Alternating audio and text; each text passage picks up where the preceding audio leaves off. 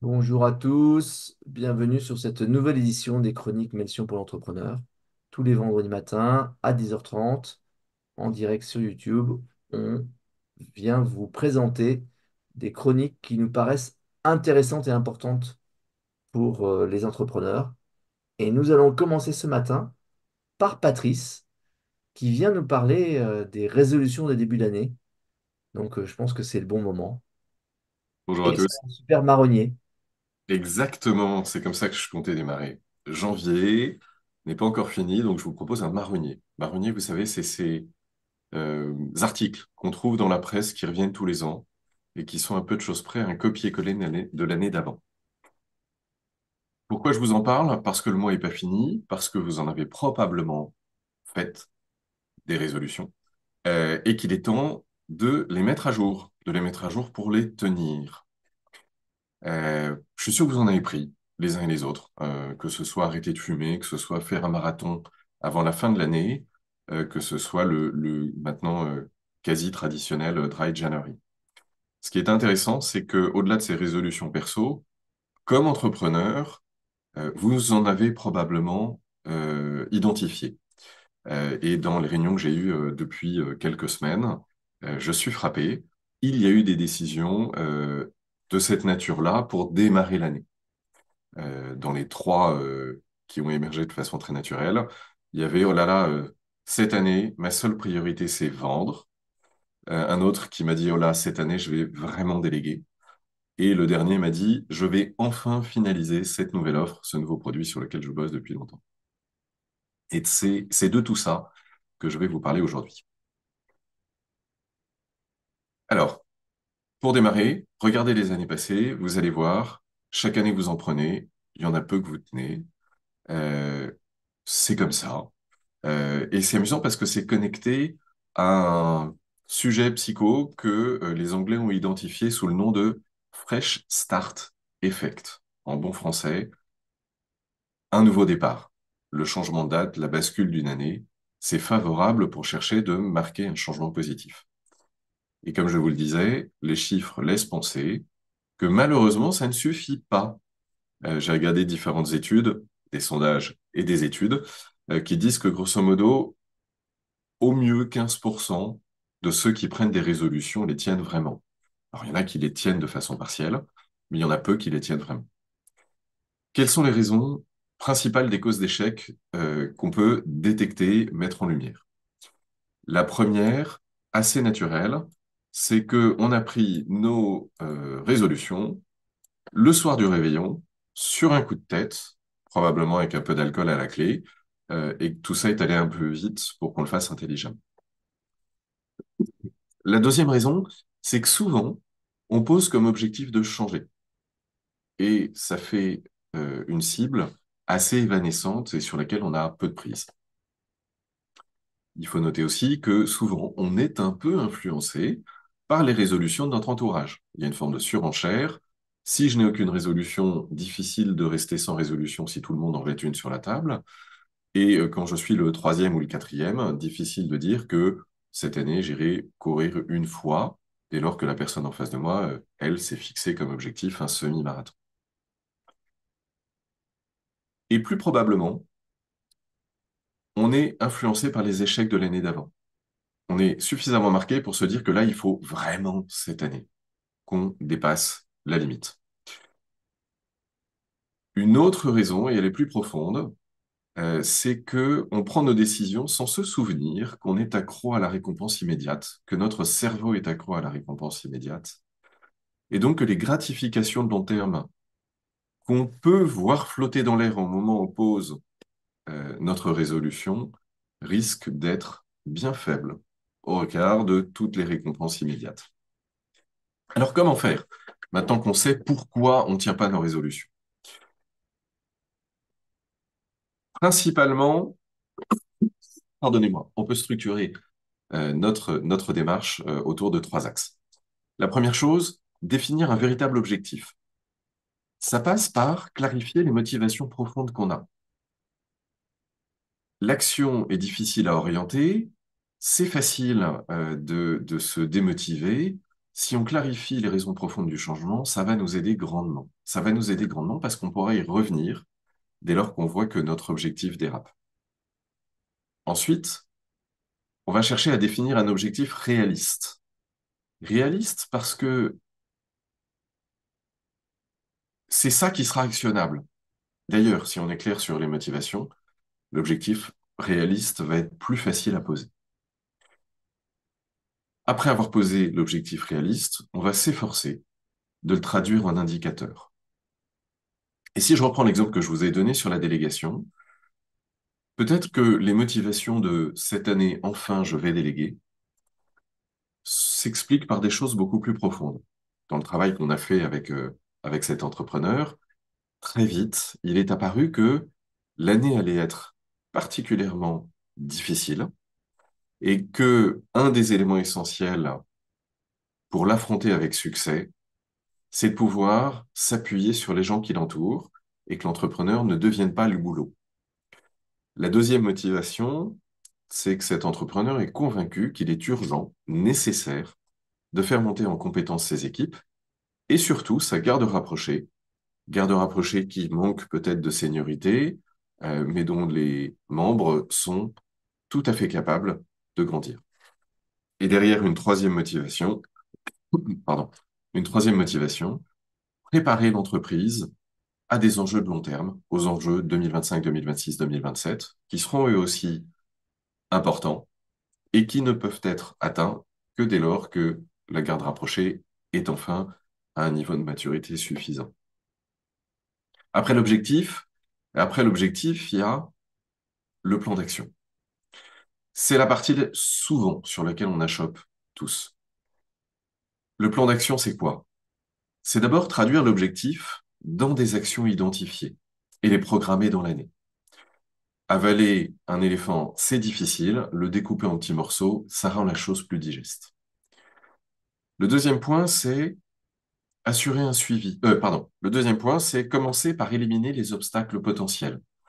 Ceux qui ont lu Taleb et qui se souviennent de la Via Negativa se souviendront que c'est plus facile de retirer des obstacles que de déployer des ressources nouvelles pour avancer. Donc, comment démarrer en retirant des obstacles potentiels?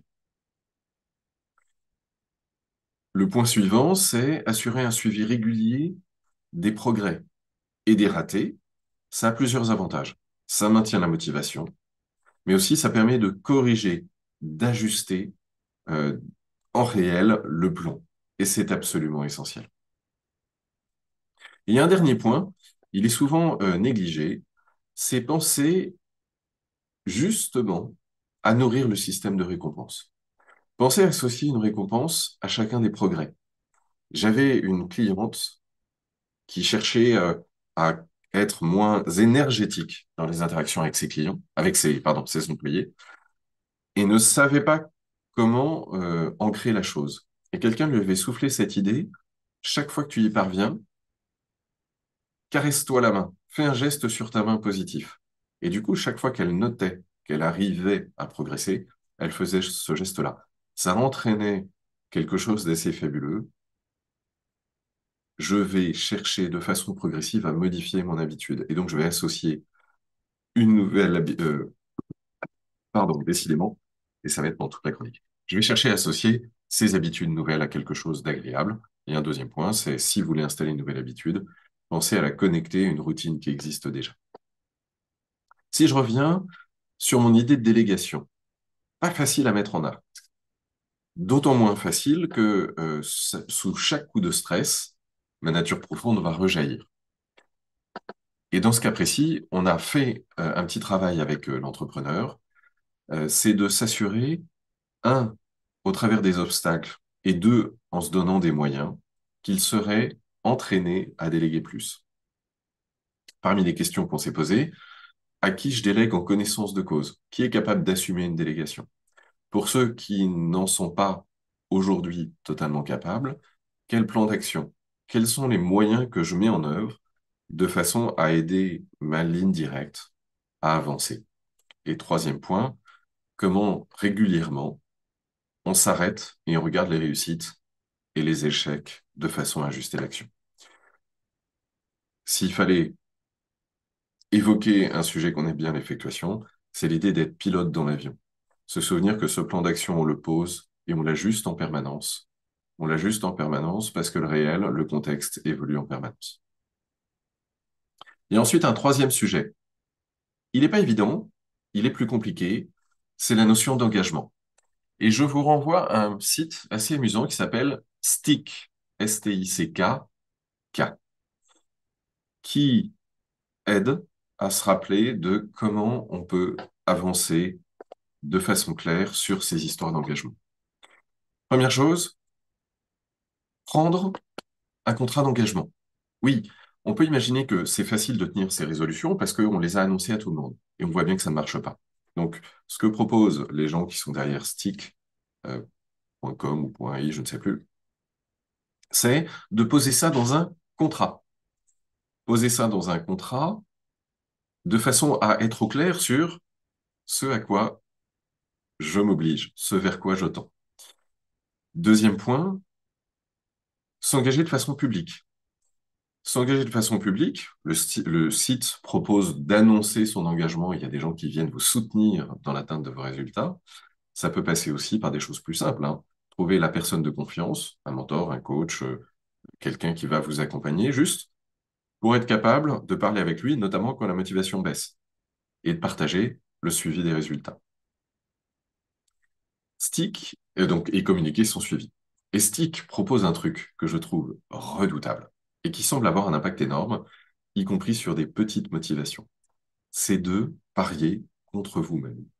Stick vous propose, en cas d'échec, de prévoir quelle pénalité vous paierez à une cause que vous détestez, de façon à entretenir la motivation dans la durée, de façon concrète, toujours alimenter ce moteur de motivation, parce que si je me plante, il va falloir que je subventionne, prenez n'importe quel sujet que vous détestez, que je subventionne quelque chose sur ce sujet que je déteste. Cette phase, elle est clé.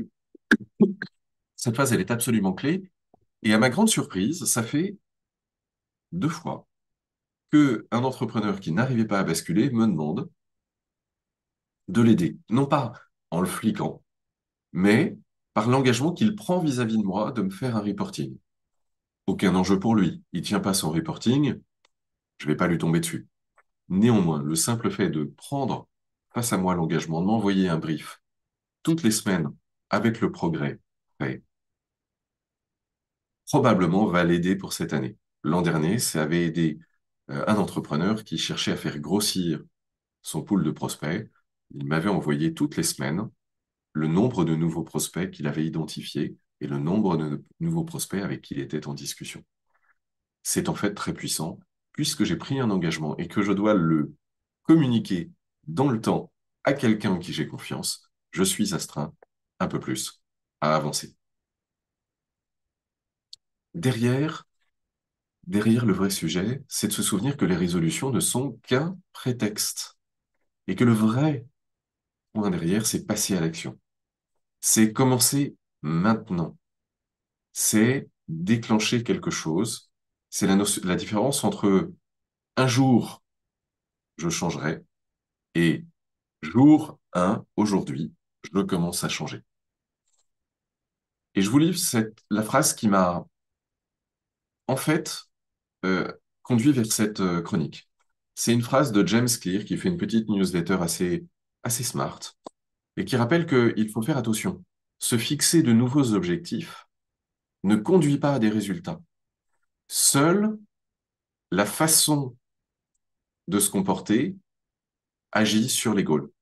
Et la façon de se comporter, c'est pas un résultat, c'est un process, c'est quelque chose que je fais dans la durée.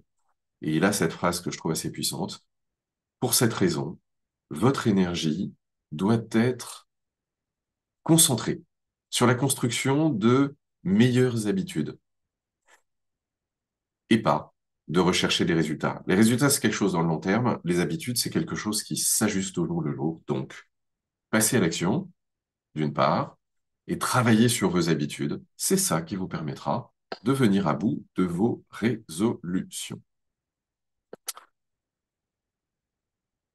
C'est fini pour moi pour aujourd'hui. Stick, alors, et je vois le commentaire de Frédéric qui nous met le site en commentaire, c'est bien stick.com. Je vous incite à y aller. C'est assez intelligent comme approche et les milliers de personnes qui ont utilisé le site disent que ça a été pour eux très pertinent, très productif. Voilà. Est-ce que vous avez des réactions ou des questions? Merci beaucoup, Patrice. Alors, je regarde un œil sur le YouTube, juste pour rappeler aux gens qui nous regardent sur YouTube que si vous avez des questions, n'hésitez pas à les poser dans le chat et je les ferai parvenir à Patrice. Bon, ouais, merci à tous. L'idée, c'était de vous permettre de démarrer du bon pied cette nouvelle année. Et maintenant, ça va du coup être à Jean-Christophe.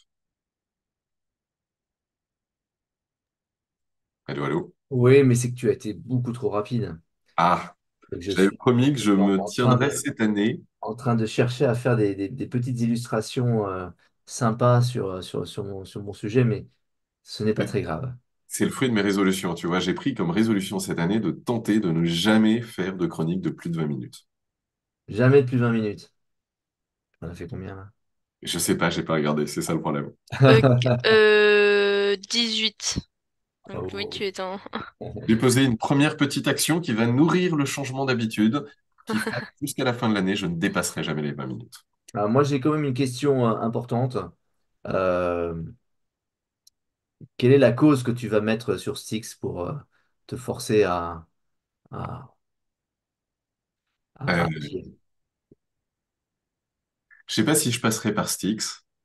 En fait, je fais suffisamment confiance à chacun de vous, chers associés, pour venir à chaque chronique où je serai tenté de glisser, me tacler avec à la fois bienveillance mais fermeté, et qu'à mon avis, ça vaut tous les Styx du monde.